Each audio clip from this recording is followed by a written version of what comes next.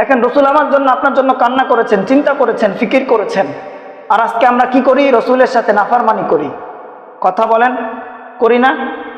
আমার আপনার ভিতরে যদি একটু আল্লাহ তাআলা রসুলের মহব্বত থাকতো, ভালোবাসা থাকতো, তাহলে সেলুনে যে দাড়িতে আমরা ফুল লাগাইতে পারতাম না, ফুল লাগাইতে পারতাম না। দেখেন পৃথিবীর মধ্যে অনেক সুন্নাত আছে, অনেক আমল আছে, এগুলো পৃথিবীর মধ্যেই থেকে যাবে, কিন্তু একটা সুন্নাত আপনার সঙ্গে যাবে, সেটা হলো দাড়ি। কথা বলেন ঠিক কিনা? আপনি যদি দাড়ি চেঁচে ফেলে দেন অথবা কেটে ফেলে দেন, এটা কি আপনার সাথে যাবে? কিন্তু এটা যদি আপনি রাখেন, মৃত্যুর পরে তো আর আপনি এটা কেটে ফেলে দিবে না, কেটে ফেলে দিবে, ওটা আপনার সঙ্গেই যাবে। এই জন্য মুসলমান ইমানদার আল্লাহর গোলাম, আমাদের অন্তরের মধ্যে যত ধরনের শয়তানি বদমাইশি আছে সব কিছু দূর করে রসুলের সুন্নাতকে স্থান দিতে হবে। ও মুসলমান ইমানদার আল্লাহর গোলাম, ও আমার বাবাজিরা, ও আমার ভাইরা, ও মাধবপুর গ্রামের অধিবাসীরা, আজকে আপনাদের সম্মুখে যে বিষয়টা আলোচনায় নিয়ে এসেছি সেটা হলো মৃত্যুর যন্ত্রণা। একজন মানুষ মৃত্যুর যন্ত্রণায় কতটা কাতর হয়ে যায় একটু খেয়াল দিয়ে শুনবেন।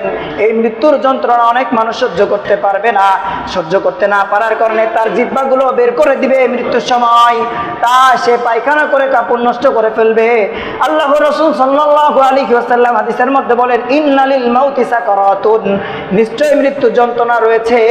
ও মুসলমান, মৃত্যুর যন্ত্রণা থেকে বাঁচতে হলে আমাদের অবশ্যই আল্লাহ তাআলার ভয় আমাদের অন্তরের মধ্যে ঢুকাইতে হবে। আল্লাহর হাবিব সাল্লাল্লাহু আলাইহি ওয়াসাল্লাম হাদিসের মধ্যে বলেন, তোমরা পৃথিবীর যেখানেই থাকো না কেন, যে স্থানেই থাকো না কেন, তোমরা আল্লাহ তাআলাকে ভয় করো। ও মুসলমান, আপনি বাজারে যাইতেছেন, আপনার উচিত আল্লাহ তাআলাকে ভয় করা। আপনি কথা বলতেছেন, আপনার উচিত লিমিট রেখে ভয় করা। ও মুসলমান, আজকে আমাদের সমাজের মধ্যে আল্লাহ তাআলার ভয় নাই, রসুলের সুন্নাতের প্রতি কোনো পাবন্দি নাই। এই জন্য দেখেন অনেক মানুষ দুনিয়ার মধ্যে থেকে বিদায় নিয়ে চলে গেছেন, আমাদেরকেও যেতে হবে। আমাদেরকে যাওয়ার পূর্বে এই দুনিয়ার মধ্য থেকে মৃত্যুর যেই প্রস্তুতিমূলক কাজ রয়েছে, এই কাজগুলো আমাদের গ্রহণ করতে হবে।